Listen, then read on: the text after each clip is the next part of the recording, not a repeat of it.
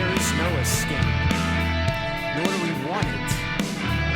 We've come to thrive on it and each other.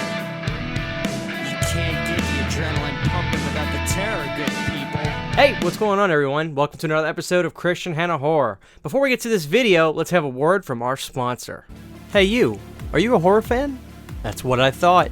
Are you a fan of really cool horror art and horror pins? Well, you're gonna love Sharp Infant. Sharp Infant has really cool designs of all your favorite horror characters and horror stickers available too, with characters you know and love. You've got Annabelle, Chucky, my boy Freddy, of course. Really cool stickers featuring characters like Jigsaw, and each pin comes on this really cool wood plate design to keep your pins safe when they're not in use. Thank you, Sharp Infant.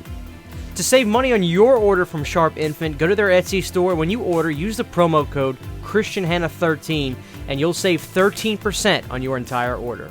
Alright, so let's do 5 Scream Factory Blu-rays I want you to own. Now, everybody's done the collector's editions. We've talked about them, we've seen about them. You probably own them. But what else is there? We gotta get some other type of movies from them. You know, stuff that doesn't have those slip covers, doesn't say collector's edition at the top. Because quite frankly, there's still a lot of really cool movies you can get from Scream Factory that you may not have gotten yet. So what I wanted to do was grab 5 that I want you to own, and these are going to be fun. I mean, these are movies that I have mostly blind bought for myself and really enjoyed. So without further ado, let's talk about these movies, and of course, you know where to find them, Amazon or Scream Factory. The 5th one I want to show you guys is a movie called Saturday the 14th. I loved this movie. You know, I love horror comedy, but I gotta be honest, there was some really disturbing imagery in this movie. The scene where the girl's in the bathtub and you see the swamp monster come out of the tub, quite frankly, terrifies me. It's one of the scariest shots in the movie. But you've got this family that moves into this mansion, and this other family does not want them to live in this mansion. Well, it's not really a mansion. It's a big house, though. And this other family does not want them to live in this house. And so monsters start to wreak havoc, and it's a really fun movie. I love Saturday the 14th. You know, obviously this is supposed to be a title that's a spoof off of Friday the 13th, but nothing in common with it whatsoever. But it's a really fun movie. If you're into horror comedy, Saturday the 14th should be right up your alley. It's a high rewatch value movie for me. I watch it quite often, and the picture quality is good on it. Special features don't have too much. It's a new interview with producer Julie Corman, which is cool, which makes me wonder if this is a Jeff Corman movie. I'm not really sure. But anyway, Saturday the 14th. Really fun. I love this movie. If you're into horror comedy, I highly recommend checking it out. What a fun little film. Alright, so coming up next, I've talked about this movie ad nauseum at this point, and I am going to talk about it one more time. I love Wes Craven just like you do. You probably have seen some of his movies like A Nightmare on Elm Street, The Hills Have Eyes, maybe Deadly Blessing, some others. But the one movie I don't hear talked about enough, and quite frankly, I think it's top 5 easy. I would probably call it my second favorite Wes Craven film behind A Nightmare on Elm Street. Serpent and the Rainbow. I mean, this movie is legitimately good. It is great. You know, Wes Craven really hit his stride with this movie. You know, there's movies he's done like Shocker, which is a fan favorite, People Under the Stairs, which I love, but Serpent into the Rainbow, I feel, has kind of fallen to the wayside of some of these movies. I don't know. I just think it's criminal. While I love those movies, I don't think they hold a candle to Serpent in the Rainbow. This movie is amazing, and it's scary. You ever been buried alive? Think about how scary that would be. Maybe that'll entice you to pick up this movie. It's got its fans, don't get me wrong, but it doesn't have enough fans, and I think it deserves more. So if you haven't seen Serpent in the Rainbow, this Scream Factory is the way to go. I mean, it's a really great release from them.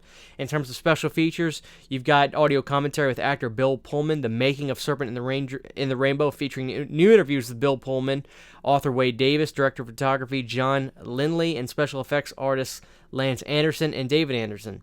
So there's a lot of great stuff. Bill Pullman is involved in this, and he's great in this movie. I love Bill Pullman. Bill Paxton and Bill Pullman, those are the two Bills. If you see those names in a title of a movie, you're in for a treat. Serpent in the Rainbow is amazing. Please don't sleep on this movie. Get it. It's actually a collector's edition movie, so I'm lying to you, but, you know, what have you. All right, coming up next was a movie that you all kind of told me to check out. I thought it was pretty good. The Mangler. A movie about a killer laundry machine. I know, right? Sounds crazy. But what was really interesting about this movie was that Buffalo Bill was the good guy in this movie. He's a detective in here. Just really weird to see him go from put the lotion in the basket or whatever and put the lotion on your skin to a good guy. With all that being said, though, it's actually a really fun movie. Robert Englund's in here as a maniacal old boss, which obviously I love Robert Englund, so any chance I get to see him, I'm good. But this was a fun movie from the 90s. You know, the Mangler was some nasty gore in here. Some nasty, nasty stuff. Oh, did I mention it was directed by Tobe Hooper as well? At least I'm 99% sure that, yeah. And it's a short story by Stephen King. So if you're diving through your Stephen King stuff and you're still looking for something that he's written before that you haven't watched a movie on about, check out The Mangler. I liked it a lot. The Mangler was really cool. So, of course, Robert Englund's in it. If he's in it, I've got to see it. But the fun movie, The Mangler, check it out. Okay, so next, if you're a fan of Jaws like me, you probably have longed for a movie that not necessarily matches its quality, but comes close. Some movies that come to mind are like Jaws 2. I liked The Shallows, the Shallows movie, whatever it was called, where the girl's stuck on the beach. I forgot the name of it.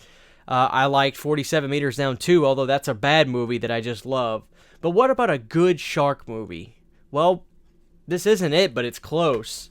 Orca the Killer Whale. I know, this movie was really awesome. I loved Orca the Killer Whale. It actually has a lot of intelligence and heart and soul. But then again, I'm down with that because killer whales are smart animals. They're actually really intelligent. This movie has a vendetta done right. You remember the movie Jaws the Revenge? I know, I love it too, but it's nonsensical. This movie's actually pretty sensical and kind of has that same kind of motif theme here. It's about revenge. I don't want to spoil what the revenge is about, but just know that this killer whale is mad. And it's a really fun movie, so Orca the Killer Whale, this came up maybe a year or so ago from Scream Factory, maybe last year, and I was chomping at the bit because I was excited to see this movie, and yeah, it's good. It's really good. So Orca the Killer Whale is a great addition for you to grab. If you haven't picked it up from Scream Factory yet, love it. Not a whole lot of special features on here, though. Audio commentary with film historian Lee Gambin. And last but not least, probably one of the best movies from the early 90s that I never saw for a long time, and I can't wait to show it again. Body Parts. This movie is really good. So it has one of my favorite actors in it, Jeff Fahey. And you remember that episode in the Body Parts, Body Bags that John Carpenter did, where Luke Skywalker had a glass eye put in him, or not a glass eye, he got a new eye put in him, but the new eye was from a serial killer. Well, kind of the same motif here, except it's an arm that goes on Jeff Fahey, and that arm starts to do horrible things. But this movie, I mean, it was even better. I mean, it was really good. So Jeff Fahey, this is probably one of the best movies I've seen him in, quite frankly. I mean, we loved him in Psycho 3, but in terms of performances and everything, he kills it in this movie. And also, Brad Dourif is in Body Parts. This is a well-produced, well-made movie from the early 90s when horror was supposedly sinking during this time. So I really highly recommend Body Parts. It's number one on this list for a reason, because it's the most, I think, amazing movies out of this entire list, although Serpent the Rainbow is pretty darn close. But Body Parts is really cool, guys. So if you haven't checked it out, make this a priority. Body Parts is really, really good. So there it is, guys. Those are 5 Scream Factories. You know, I just didn't want to do the thing, Return of the Living Dead. Quite frankly, I think Return of the Living Dead's out of print anyway. You know, the mainstays, you've probably already got them, but there's a great catalog of movies that don't get promoted on their site that often, or don't get promoted online. So here's me just trying to do my part to show some movies that I frequent very often that are not mainstays per se in the Scream Factory catalog. I'd love to do more with Scream Factory because there's a lot of titles that I would love to talk about, like the movie Frogs, which is one of the best monster movies using real animals from the 70s. Maybe next time, but for now, those are 5 you should check out. Anyway, this is Christian Hanna Horror. We'll see you guys later.